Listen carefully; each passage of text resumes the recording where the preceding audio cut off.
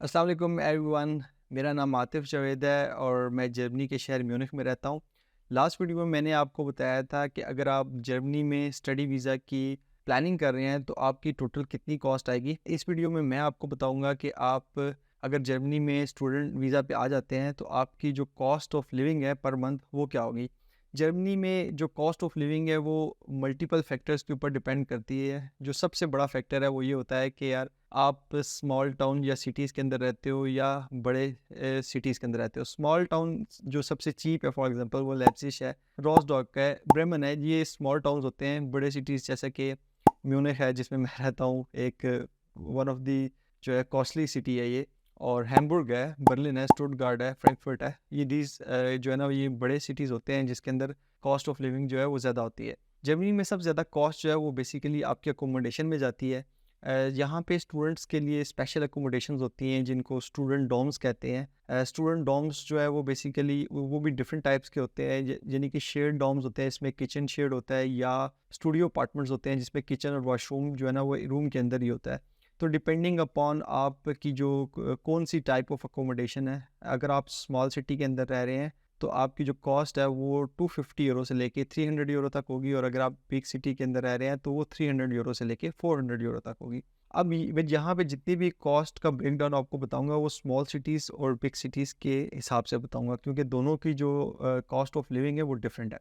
Secondly, यहाँ पे Germany में कोई भी रहता है, वो चाहे फुल टाइम जॉब करता है या स्टूडेंट है, जो भी है, उसको यहाँ पे मैंडेटरी हेल्थ इंश्योरेंस लेनी होती है। मोस्टली लोगों की यहाँ जो है वो पब्लिक हेल्थ इंश्योरेंस होती है। उसकी कॉस्ट जो चेंज हो रही होती है, अभी उसकी कॉस्ट अराउंड 120 यूरो है। आप बड़े सिटी रहे या स्मॉल सिटी रहे, दोनों में बराबर है। और मैं जब आया था तो उस टाइम 96 यूरो थी। अभी यहाँ पे काफ़ी महंगाई हो गई है तो वो 120 यूरो तक चलेगी है।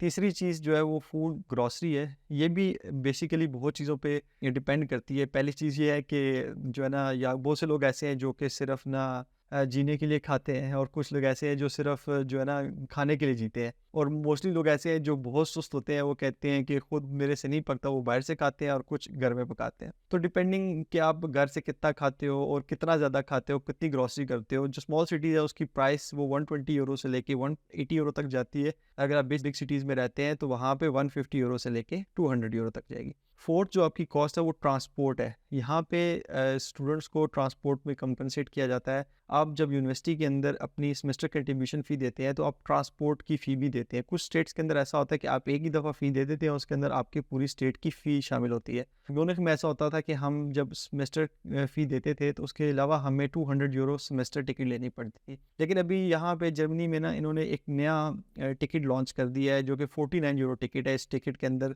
जो फुल टाइम जॉब होल्डर्स भी हैं, जो कोई भी जर्मनी के अंदर शख्स है, वो इस टिकट को अवेल कर सकते हैं और पूरे जर्मनी में पब्लिक ट्रांसपोर्ट पे ट्रैवल कर सकता है। लेकिन स्टूडेंट के लिए फिर भी कंपनसेशन की बात हो रही है, तो आप इमेजिन करें कि आपको 32 यूरो पर मंथ चाहिए होगा ट्रांसपोर्ट के लिए। फिर उसके बाद आपको हर 6 मंथ कुछ एडमिनिस्ट्रेशन फीस देनी होती है सेमेस्टर की। वो हर यूनिवर्सिटी और स्टेट के ऊपर डिपेंड करता है। मोस्टली जो है वो 150 यूरो से 200 यूरो तक होती है। तो आप इमेजिन करिए आपको अराउंड 30 यूरो पर मंथ चाहिए होगा सेमेस्टर फ़ी के लिए। उसके बाद आपकी कम्युनिकेशन के लिए आपको इंटरनेट के लिए सिम चाहिए, उसकी कॉस्ट आपको 10 यूरो के अंदर आपको पैकेज मिल जाता है आराम से। उसके बाद एक और यहाँ पे अजीब तरह का जो है फ़ी है जिसको रेडियो टैक्स कहते हैं। वो बेसिकली यहाँ जो ब्रॉडकास्टिंग लाइसेंस है उसकी फ़ी होती है। जो भी घर होता है उसको अराउंड 18.35 यूरोज़ देने होते हैं पर मंथ, चाहे वो टीवी देखे या ना देखे। मुझे खुद यहाँ 3.5 साल हो गए हैं, मैं जो है ना वो हर मंथ उसकी फ़ी पे कर रहा हूँ और मैंने आज तक जर्मनी टीवी नहीं देखा। लेकिन ये फ़ी अगर आप स्टूडेंट होम में रह रहे हैं और शेयर्ड अपार्टमेंट में रहते हैं तो ये डिवाइड हो जाती है जितने रूम्स उस स्टूडेंट होम में होंगे। लेकिन ये भी मैं बता दूं कि सारे अगर आपके साथ शेयर करते हैं तो ठीक है, नहीं तो लाइक आपको खुद देने पड़ेंगे। तो ये भी मैं रफली इसको 5 यूरो पर मंथ रखता हूँ इस अमाउंट को। उसके बाद आप जब स्टार्ट में आते हैं तो स्टार्ट में आप कुछ कोर्स मटेरियल वगैरह लेते हैं। वो with the passage of time जो है आपका इंटरेस्ट इन चीज़ों में कम होता जाता है, आप डिजिटलाइजेशन की तरफ बढ़ते हैं। तो उसके लिए भी मैं रफली 5 यूरो पर मंथ उसकी कॉस्ट रखूँगा।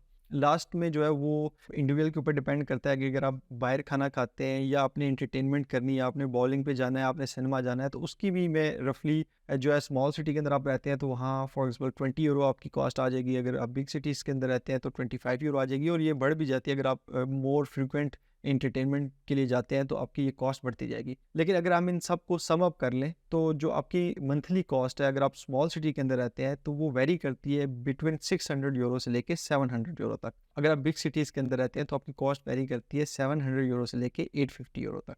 तो नेक्स्ट वीडियो में मैं आपको बताऊंगा कि अगर आप जर्मनी में स्टूडेंट वीज़ा पे आते हैं तो आपके लिए अर्निंग की क्या अपॉर्चुनिटीज़ होती हैं, पार्ट टाइम जॉब पे आप कितना अर्न कर सकते हैं, अगर आप 20 आवर्स के अलावा अगर आपको क्या पॉसिबिलिटीज़ होती हैं अर्न करने के लिए, जैसे कि यूनिवर्सिटी के अंदर कुछ जॉब्स होती हैं, और आप कैसे अपना जो एक्सपेंसेस हैं उसको कवर अप कर सकते हैं।